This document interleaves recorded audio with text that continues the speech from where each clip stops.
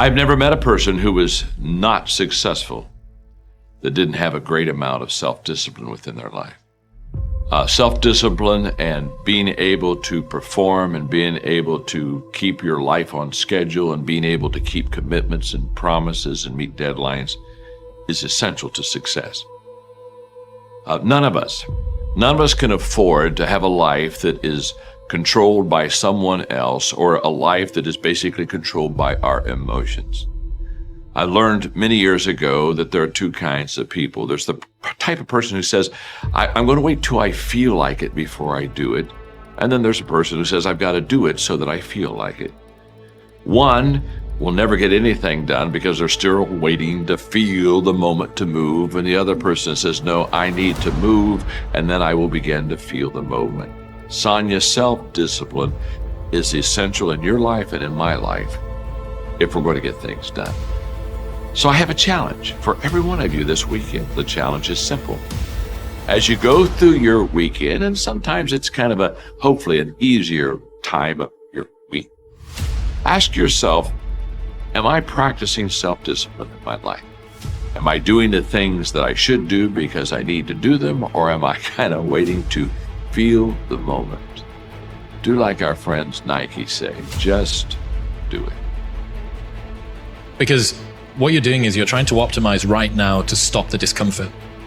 But what you're going to pay for that in is shame and guilt and regret long term. So what you need to be able to do is bundle all of that up that is as yet unfelt, but will last for way, way, way longer. You know, the future is much longer than now. That's right. The future is going to extend out up until the day that you die. And the now is just for now. And even 130 hours is just 130 hours. And you get to look back, and do you look back with pride and glory? Or do you look back with shame and guilt? I suggest to you that if you are facing a challenge, don't stop. Stay busy. Work your plan. Continue to do those things that you know that work for you after you have evaluated yourself in the situation. Continue to move. Stay busy, stay busy, stay busy. Expect things to get better for you, because they are. See, life is cyclic. Whatever experience you're having right now, it has not come to stay. It has come to pass. Not to stay, just to pass. It's just going through. The biggest challenge is to know what's happening. This is a part of this thing we call life. This too shall pass. And maintaining perspective, putting it in perspective. And what I didn't understand, by being determined to chase something, by being committed to it, and what commitment is staying true to what you said you were going to do long after the mood that you have set it in has left. You see, people think commitment is saying, yes, I'll do it on the days when it feels good. But I have been committed to everything that I ever started in my life, and I never stopped and I never quit it. And so by being committed to everything that I started, I finished it. It built a certain type of spirit. It built a certain type of mentality. It built a certain type of individual. And so now I couldn't quit even if I wanted to. I couldn't lay in the bed even if I wanted to. I couldn't stop even if I wanted to. I had too much sweat equity in my life and everything that I was doing. Because I understood my existence wasn't about me. I went from me to we a long time ago. I understood the process is more important than the product. It wasn't about the outcome for me. Whether I made it to the NFL or not, that was inconsequential in God's plan for my life. But I was going to fall in love with that process, because I understood by falling in love with that process, it was going to turn me into a machine. If you don't have a lofty ambition, then you suffer miserably. And the reason for that is life is really complex, short, finite, full of suffering, and beyond you. The suffering is meaningful. It's just not the kind of meaning you want. So how do you get out of that? You note the baseline of suffering, and then you say to yourself, okay, I need to do something that justifies that. At some point in life, we got to wake up and we got to say no more. We got to wake up and we got to say, man, this is it. We got to wake up and say, I'm going to make a change, a difference. We can't just be online watching things, saying amen, all the things, and go back to the same things, y'all. It doesn't work like that. Hearing things is great, but you know what? Doing things and taking action, that's what's going to make change in your life. You need to start making some decisions. You ain't got to change everything, but you need to say, you know what? This is the one thing that I'm going to stop being loyal to, and this is the one thing I'm going to start being loyal to. What permission do you need? And I'm here to give you that permission. I'm here to tell you to give yourself that permission. I'm here to tell you to take the pen back and start rewriting that story. So what? if you were beaten? So what if you were mentally and emotionally abused? Those are all superpowers now, because you are the type of person that went through that and came out the other side a stronger person. You have more resiliency, you are more resourceful than people that have not gone and suffered through adversity and abuse. That's the reality. We are more resilient. We are more emotionally strong, mentally tough, and we can deal with so much, but we have to first let go of the mental crippling crutch that we carry, which is this victim mindhood. Stop being driven by rewards. Stop being driven by outcomes. Stop being driven by, if I get this, I'm gonna do this. Just work. And if you don't get what you thought you were gonna get, show up and still go to work. Self-confidence is really someone who keeps promises of themselves. Because self-confidence is really like your reputation with yourself. If you've got a great reputation with yourself and you know you can trust you, you're not so concerned about your reputation and what other people think about you. You gotta be able to find all these different things in your mind. Oh, I can put discipline right there. I can put consistency right there. I can put all these things right there in that spot. If your life is not organized, and your life being everything around you. When you get better, everything will get better for you. And that's where I picked up that phrase, for things to change, you've got to change. You don't have to change the marketplace. You don't have to change the marketing plan. You don't have to change the economy. You don't have to change countries. You don't have to change circumstances out there. All you've got to do is look within and see if you can change yourself for the better. And as you change, things will start to change for you. Almost nothing in life is constant. Conditions and circumstances are perpetually in flux like the winds and the tide, which is why my mind is never fixed. I tack and adjust, forever searching for my new 100%. Age, health, and the responsibilities we carry can be limiting. That doesn't mean we should give in to those limitations or use them as excuses to let ourselves or our dreams go. But we can acknowledge them as long as we are committed to finding out what we can still do given those limits, whether they be temporary or indefinite, and maximizing that. Every day, thousands of people wake up to a life defined by newfound limitations that are difficult to accept.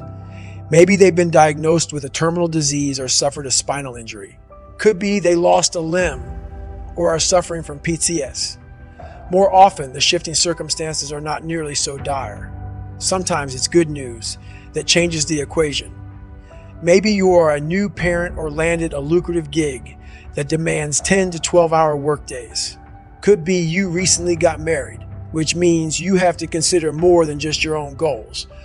No matter the variables, your new 100% is out there waiting for you to find it. The thing is, most people don't want to, because whenever you're trying to find your new anything, it means you're not who you used to be, and that can be depressing enough to give up the search. Some people use their new circumstances to dial down their effort level instead of adjusting their approach and still giving it their all to achieve their goals. You've got to work with what you have. I couldn't run a ruck, but that didn't mean I was out of the fight. No matter what you are dealing with, your goal should be to maximize the resources and capabilities you do have.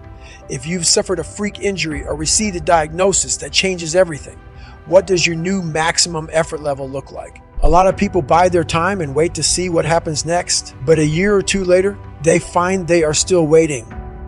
With every unfortunate turn in life, no matter how heavy the weight, you have to be committed to pushing back against that pressure with effort. No matter your age, abilities, disabilities, or responsibilities, we must all stay committed to finding our new benchmarks. Because not only does that keep your mind engaged and your demons at bay, you actually might achieve things the old you never could have conceived. There are two phrases I'd like you to ponder for a moment. The first is that life and business are like the changing seasons. That's one of the best ways to illustrate life. It's like the seasons that change. Here's the second phrase. You cannot change the seasons, but you can change yourself.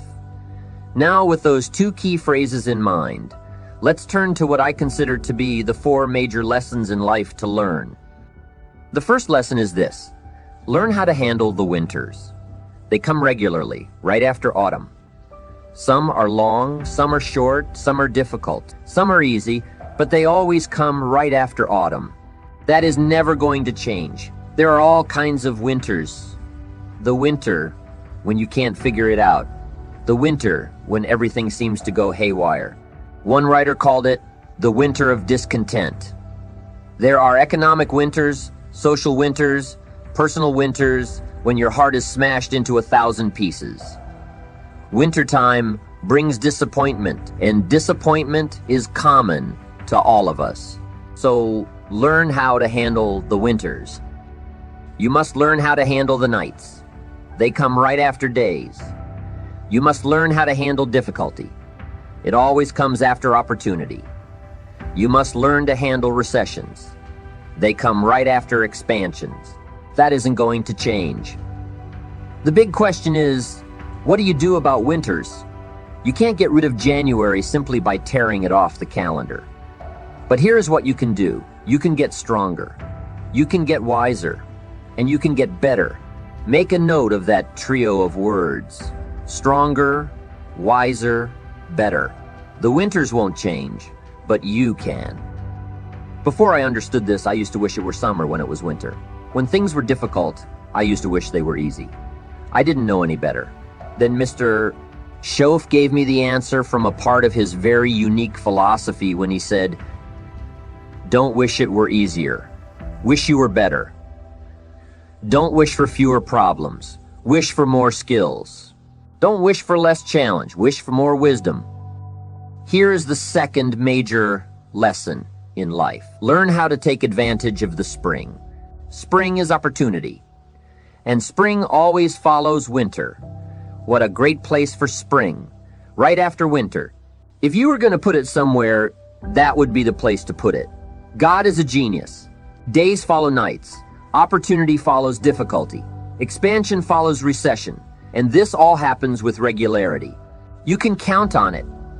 However, the mere arrival of spring is no sign that things are going to look good in the fall.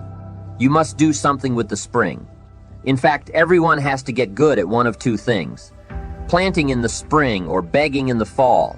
So take advantage of the day, take advantage of the opportunity, and read every book you can get your hands on to learn how to take advantage of the spring.